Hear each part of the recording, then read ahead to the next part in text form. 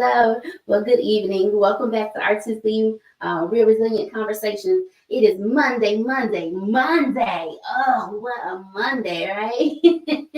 Happy end of year fill up. It's the end of the year.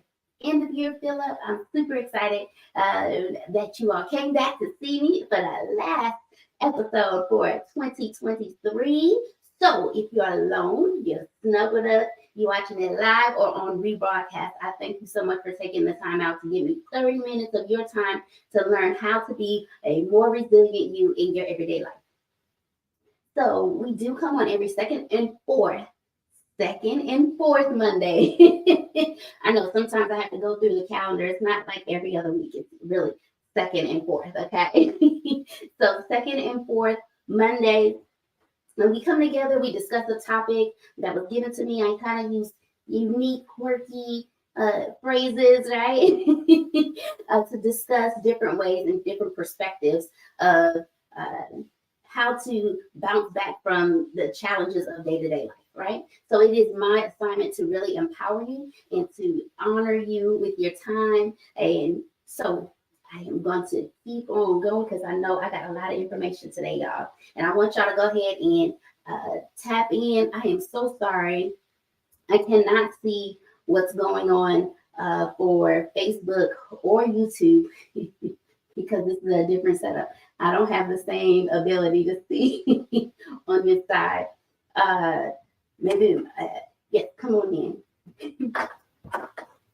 Do we just need to? All right. So if it is the type of teaching that you enjoy, or this is you're here for the bi-weekly returnees. Give me 1 second.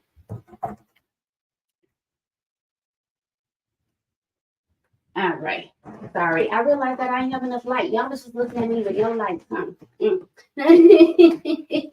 So, for my bi-weekly returnees, you know how we do. We're going to jump right on in and we're going to give you your bi-weekly fill up.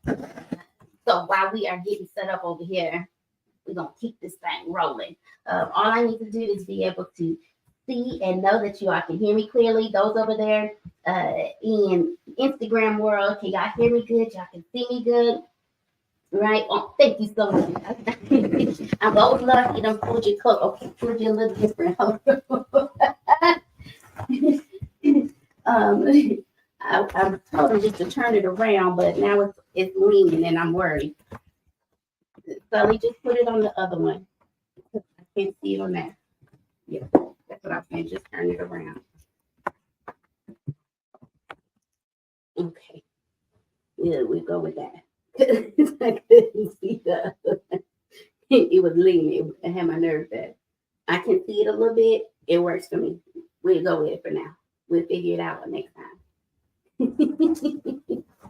All right. So, of course, today's topic is the Gingerbread House. So tell me in the comment sections what you think the Gingerbread House has to do with resiliency. And those of you that are my bi-weekly returnees, those that man, let me tell y'all something. Y'all was about to see a light hit me right in the head.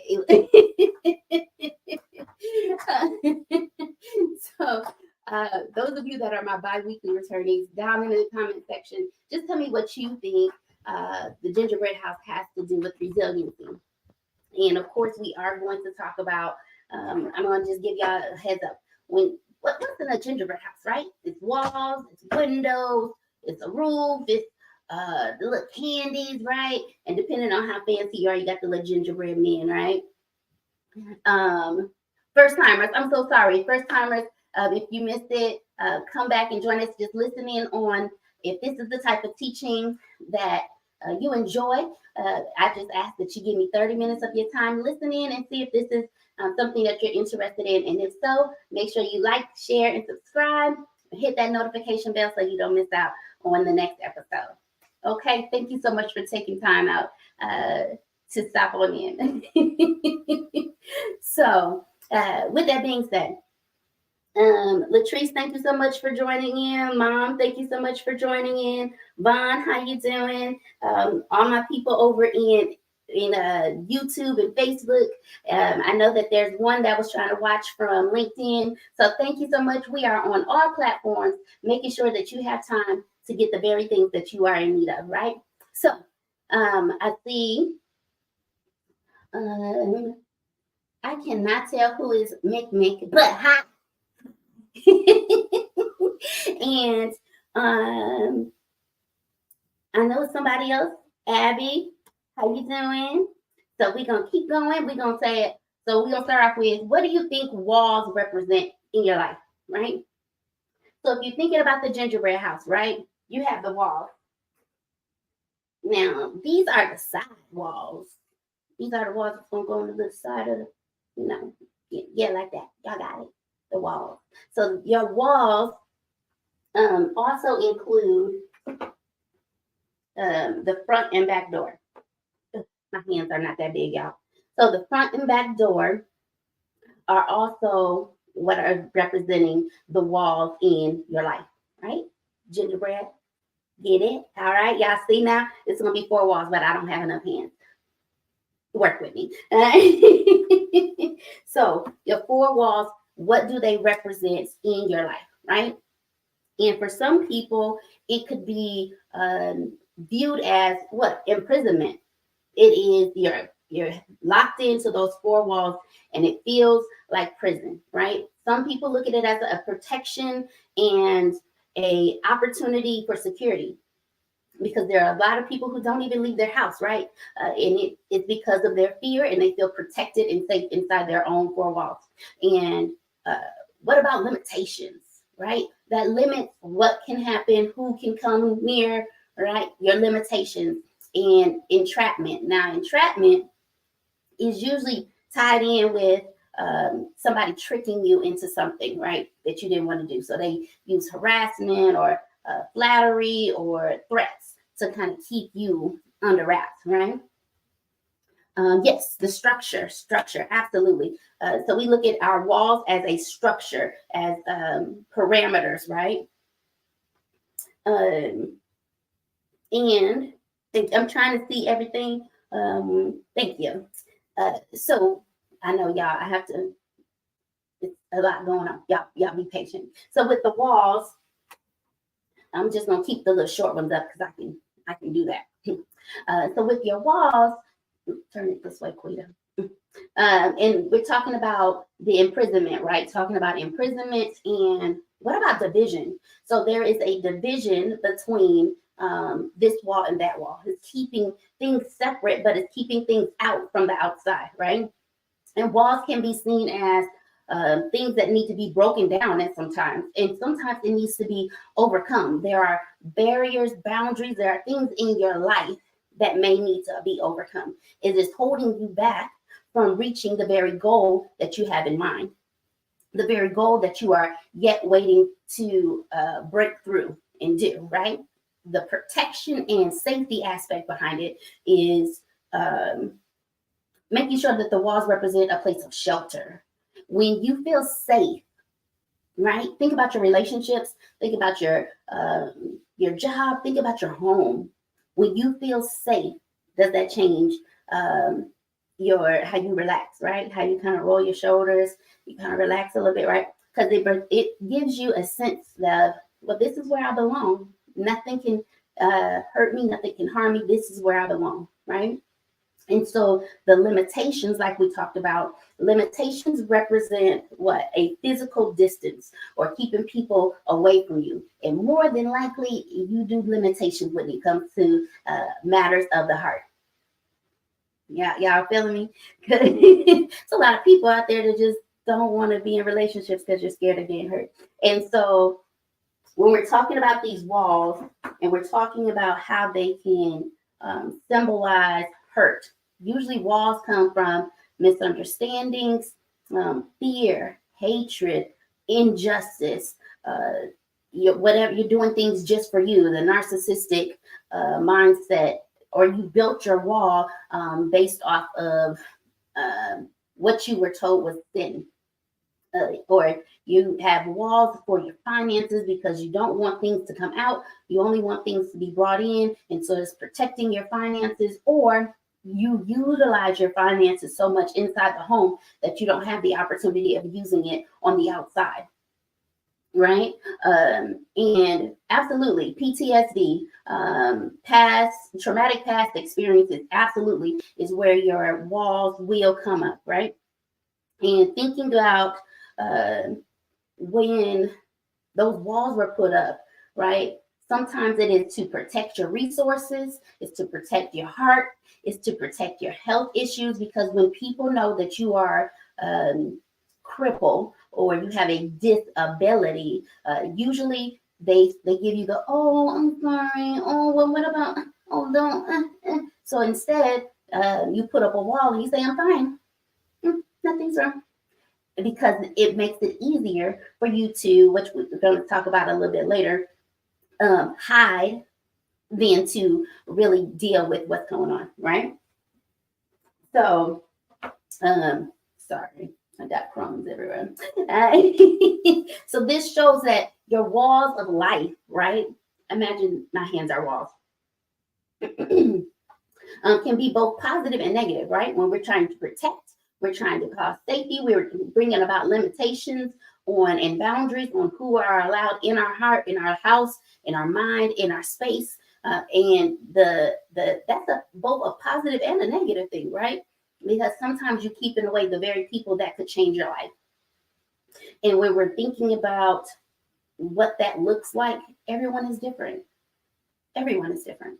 And so because you have those walls, I spoke with somebody else and they said they want 4 walls and no windows. I said, that's a prison. So whenever you have 4 walls, usually at least on a gingerbread house, there's at least 1 window. What would the window represent? If the walls represented imprisonment, division, protection, safety, limitations, entrapment, what do you think the window, what do you think the window would represent? And the reason I ask that is because usually we hear like, open the windows of your heart, open the windows of your eyes. Oh, the windows are amazing. But to some people, windows are not about that. Windows are a way for the others to sneak in, right? Back in the day, I know that I'm showing my age, but back in the day, people didn't used to break through your front door. They came in through the window because you left your window open at night so you can get the fresh air. Now we have central air, central heat. We don't think about it. But those back in the day, what happened? They came in through the window. The robber came in through the window. Those that came to harm them came in through the window. So for those of you, the window, okay, yes, the windows could represent possibilities. Absolutely. Absolutely. And because windows can also represent what? Freedom. Like I said, there's both a positive and a negative. It's freedom, it's liberation, it's escapism. If you think about being held captive in 4 walls and all you have is a window, and the only way for you to escape the abuse, the neglect, the harm that is being done to you is to escape out the window, absolutely, you're using that window. All right. And windows can also represent a pathway to the outside world. And I watch a lot of murder mysteries and mystery stories, I guess. And when I was listening, there was a family who had never even been outside. The father had boarded up the windows, they couldn't, and it just so happened one of the girls had enough. She kept doing it every night, pulling away at the boards, and she was able to sneak out through the window to say, I think I'm 17. And she said, but I've never been to school. That was her way of escape. All I could think about was she had never seen the outside world. She didn't even know how to explain to the police officer how to get to her house. She didn't know her address or anything. And the escape to the outside world is the opportunity for human desire to explore something new.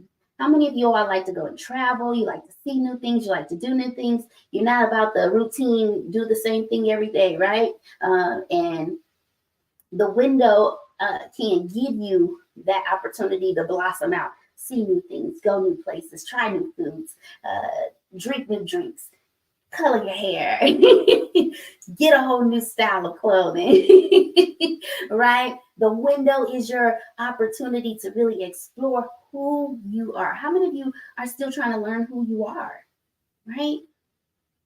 Some of you are in your 40s, 50s, 60s, and you're still learning who you are. And so, oh, okay. Well, I don't know why y'all froze over here. Instagram. So now, sorry, Facebook and YouTube, y'all get a up close and personal. All right. So I did see here on IG that she said vulnerability is what she would associate the window with. Absolutely, because you can come in, you can go out. It gives you that opportunity to be vulnerable to say, okay, yes, I'll let you in, or no, I'll keep you out, and I can shut the window on the very people I don't want to come in, right? And like I said, windows represent opportunities, it represents dreams, it represents health, growth, anything that can encourage you to change because it's a change of environment. You can look out, you can see something new, you can go here and you can open this window, and now all of a sudden you see a different view. Your windows of life can bring warmth, right? It's bright when the sun comes. It is your imagination and storytelling time, right? You're like, oh my goodness, if I had the opportunity, when you're just gazing out the window, this is what I would do with my money if I ever had $1 million. All right, whatever whatever it is that you think of when you are gazing out the window, you're telling these stories to yourself. Your imagination is running wild. It's because of the windows of your mind, the windows of your heart, the windows of your eyes have been opened and it's ready for exploration. And excuse me, staring out the window can, like I said, give you some quiet suggestions for yourself. You're like, I haven't done that in a while. Maybe I should try that again. Oh, well, I haven't been to this place. Maybe this is something that I'm looking for. Utilize your windows. Utilize your windows to open up, see something new, go someplace new, go where people don't know you. I came to San Antonio and I had no idea who I knew, if I knew, and I just said, I'm coming. Go, just go. You figure it out along the way. God will make a way. Just go. Right? My window was there, and I said, "This is what I'm jumping out. Feet first. Where I land is where I land." Right? And so now we talked about the walls. We talked about the window that is within the wall. Sorry, I did not show y'all the little window. Can y'all see the little window? My little window. All right. So you have your windows. Well, what happens when you have all four walls? You have your window. What else do we need? Of course, we need our roof. And I'm gonna try and do this, y'all. My hands, honey, my hands. Okay. Y'all get the vision. The roof is not on fire. It's not. So this would be your roof, right? Makes sense. And your roof, I can't hold it, and I was looking like Vanna White for a second. What do you think the roof then would represent if we looked at the walls as limitations, protection, imprisonment, security, and we looked at the windows as liberation, opportunity, exploration? What do you think the roof represents? Right? And the reason I'm asking is because I really want you to give me. You already know, and of course I already can just give it to you. But for time's sake, right? The roof is our stability. That's what we're looking for. It protects us from people, from things, from harsh weather, right? The roof is what is going to keep the house together.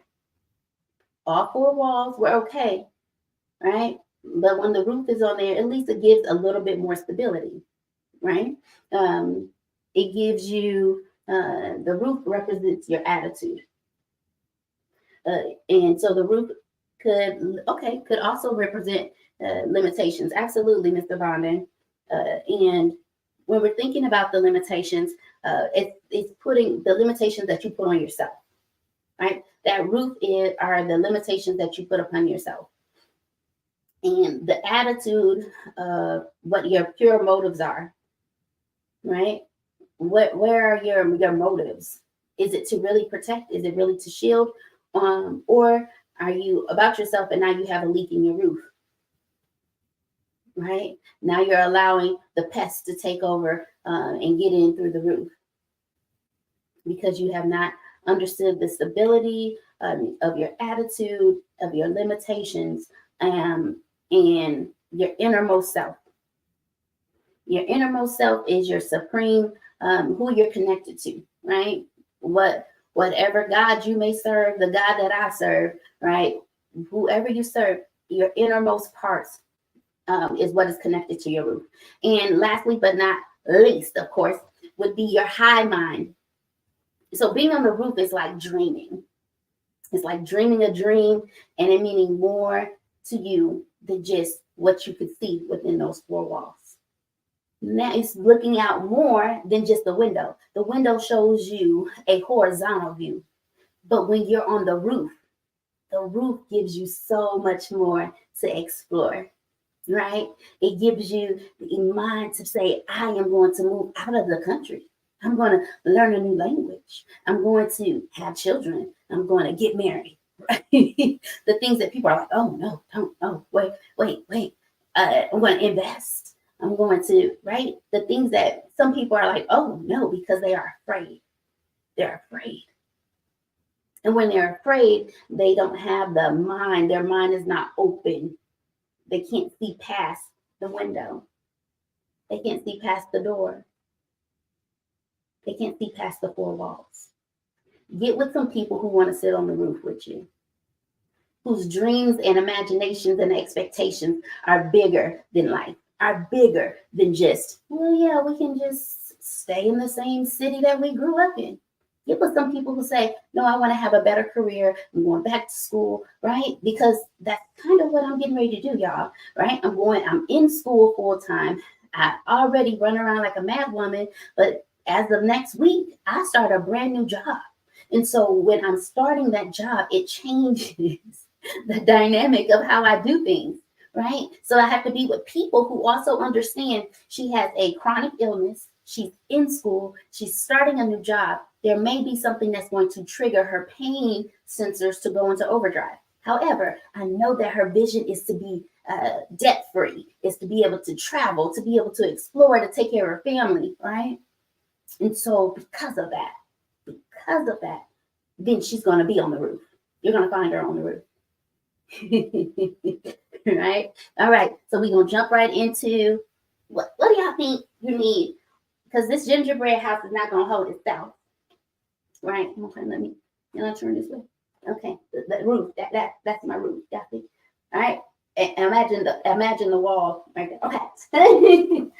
So your four walls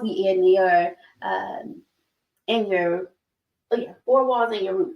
I was like, did I say it right? Yes. The four walls and the roof are not going to be able to sustain itself for longevity without what?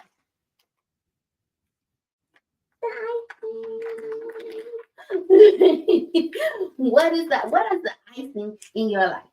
What is holding on to you right now?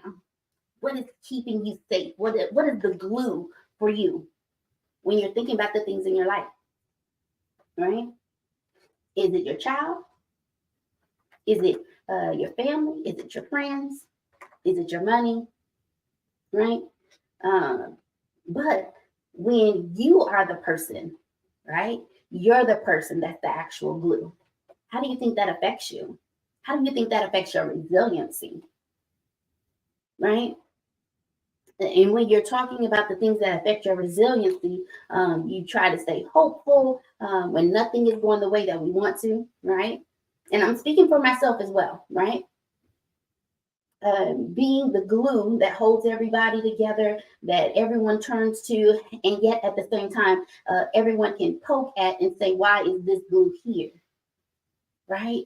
And because when you're talking about everybody else, you got to calm everyone else when they get weary, encourage them, make sure that they're stable, right? Pouring into others when you don't even have anything poured into you, right? When you are giving your last drip drop to someone else because you want to see them succeed, when you are the icing, right? When you start to feel lost, right?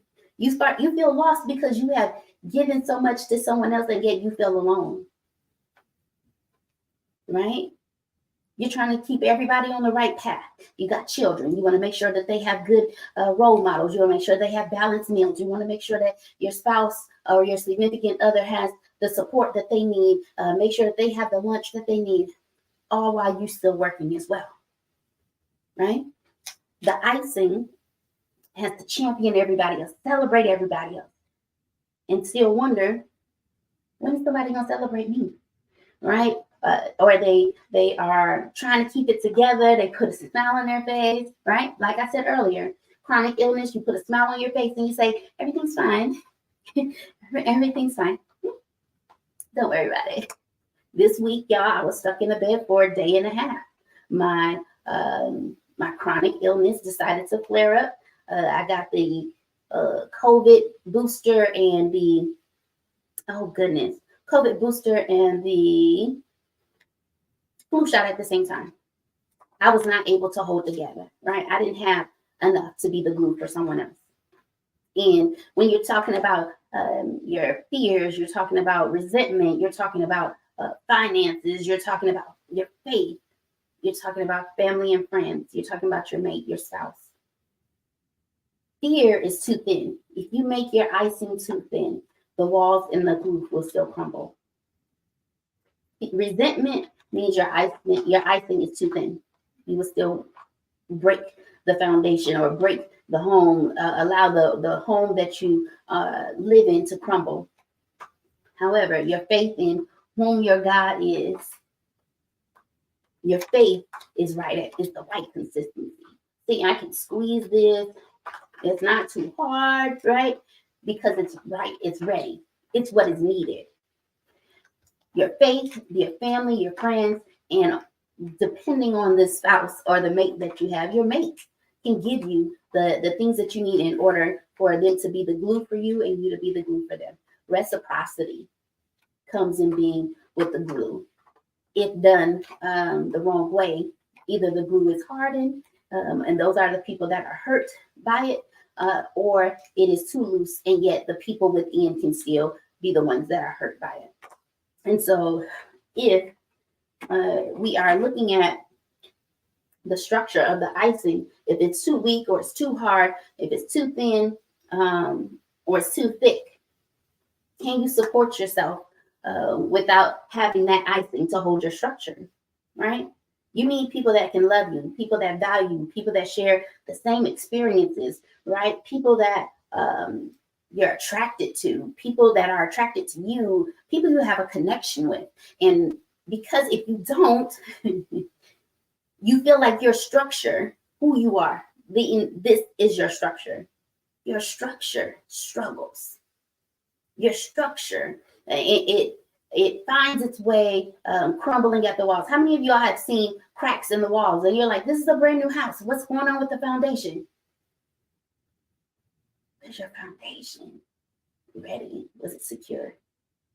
Before you even started to try and protect yourself, before you even started to give yourself a window to see out, before you even started to put the roof on for your stability, your limitations, before you did that, you needed love, you needed value, you needed shared experiences, you needed people who understood you in order to be your icing. So whatever that is, whoever is helping you to be that, feel that, expect that, those are the people that are communicating with you, right? Those are your icing people, right? And last but not least, because I know I'm going over my time, but it's the last show of the year, so I can do that. Are the candies. And how many of y'all used to get excited as kids? You got different types of candies. I don't know if y'all can see this. Can you see it? It's a peppermint. Let me see. Oh, maybe if I do this and move my hand out the way. Peppermint, It's some little green gummy trees. I know that y'all remember these gumdrops, right? And these are the little snowflakes. They got little beads, I guess, just for decoration. We all liked the little candies when we were little, right? And some of us still like it now. So the candy is what we use to cover up our imperfections. Because it looks sweet, it looks pretty, it's glamorous, right? We put on nice clothes, we put on makeup, we put on jewelry, right? And it's to cover up our imperfections sometimes. If you think about when you put the icing on, if you put the icing on the outside, what's going to happen? When it solidifies, it's going to be white. And now you're like, now I got to put the gumdrops on there to cover up the ugly white. Right? Think about the people that drive the nice cars, have the nice house, have everything that you would think they love. And yet they have to find a way to cover it up. It's called, like, if they had a mental health masking is what it's called. You can put on the smile, put on the face, and yet on the inside you are dying slowly. You're like, hurry up and leave so now I can cry. Just okay, bye, have a good day. And as soon as they leave, you're like, oh my. Or you're like, this is why I don't deal with people. See what I mean? This is why I'm done with people. I'm done peopling, right? Whatever the extreme is, you suppress it because you know masking it is what is supposed to happen. And the people that mask it, they do it to keep their relationships, to keep their jobs, to keep order in their house, to do what society says they need to do. So they mask themselves. Parents, I could only imagine how many times you have to mask when you are exhausted. You don't feel like doing it. You don't feel like cooking. You don't feel like leaving your house. And yet you have to put on your mental health mask when you are breaking down on the inside and say, yes, love, what can I do for you? Okay, yes, we can go get a snack. Let's go get a snack. Okay, you need help with your homework. Come here. Let me try and understand your homework so I can help you. Your mental health mask has to be put on so you can still put on the facade that all is well. Like I said, the clothes, the makeup, the shoes. I can tell you so many times, honey, I can be stepping out looking flat and I am exhausted. I got 3.5 hours of sleep last night and I have been up all day. All day. No nap. All day. My mental health mask is saying I still have a job to do. I will still make sure that my viewers get exactly what they need and I will not take anything away from them. Right? You are wearing a smile. You're dealing with people who are rude, inconsistent, inconsiderate, not loving, and yet you're still willing to give your all. I really want you to take the time to think about if you have to put on a mask or if you have to put candies on to make it look pretty when it comes to your spiritual health. Are you going to church or going to the mosque or going to wherever and putting on the show as if, oh yes, I have a relationship with God.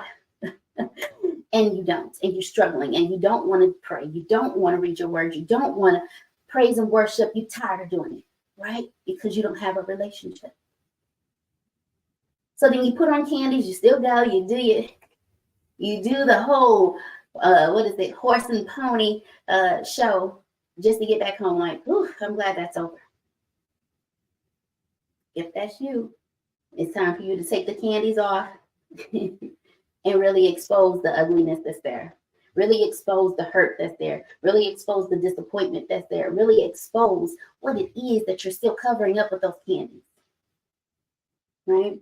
And the 5 ways to really look at how you can encourage yourself and build yourself with those, removing the candies off of the gingerbread house, right? Make sure you are secure in who you are before you take on another person, before you have children, before you take on a job that you know that you are not ready to take on. Before you go to school, right? Really make sure that you are solid, you are secure in who you are, where you are in life, so you can give it your all. And so we have to stop comparing ourselves to other people. We have no idea what their story is. We have no idea what their struggles and their battles have been to get to where they are. Stop comparing yourself. And we have to let go of perfection.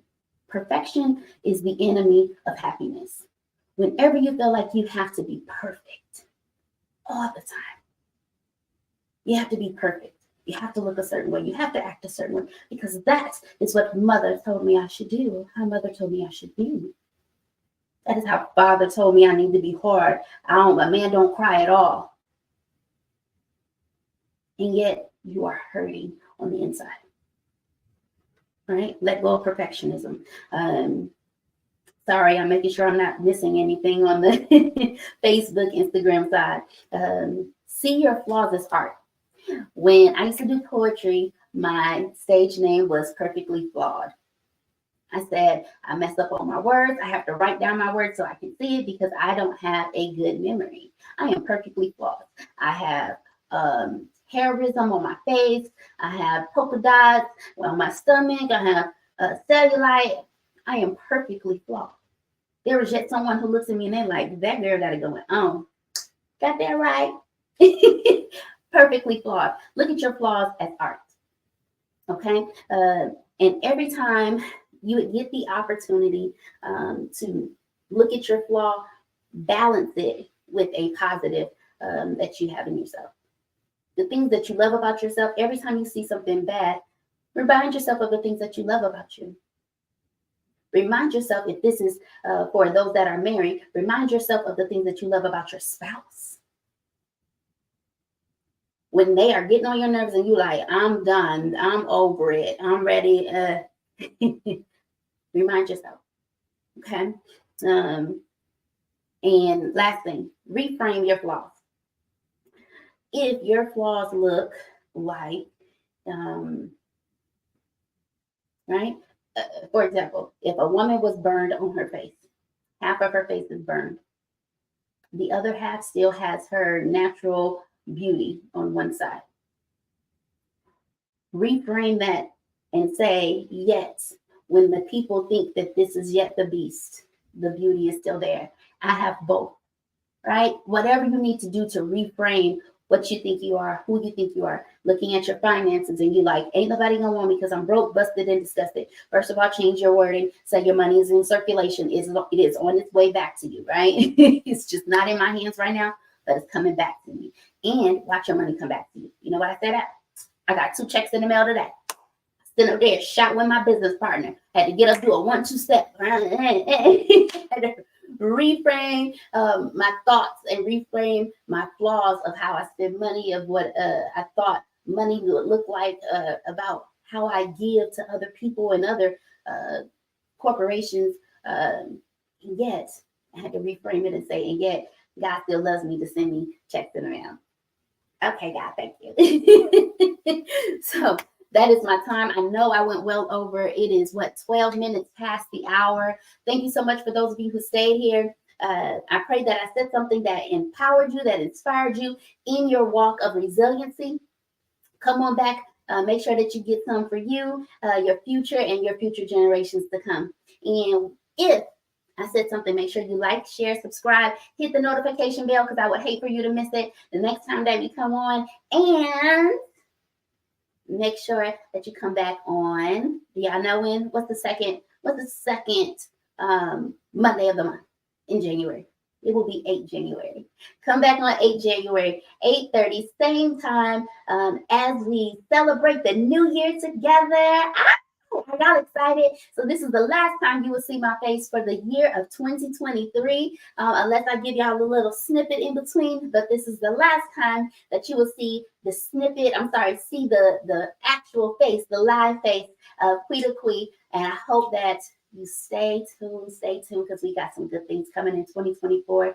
We're doing some workshops. We got some products that's getting ready to come out. We just moving and shaking here. So keep your eyes, keep your ears open because it's coming.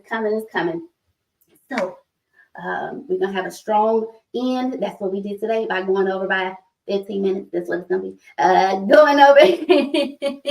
And we had a strong finish. We're going to have a strong beginning in 2024. I cannot wait to see y'all. I cannot wait to love on y'all. Give you everything we got for 2024. I might even have me an intro song and everything by then. So I love y'all. Look, Instagram, I know y'all don't get the same love because I can't it won't let me connect yet. But hold tight, hold tight, hold tight. So I want to wish you a Merry Christmas, a Happy Kwanzaa, Happy Holidays, and a Happy New Year. So until I see you again, love, peace, joy, and happiness, I pray unto you. I see y'all soon. Be blessed, be blessed, be blessed.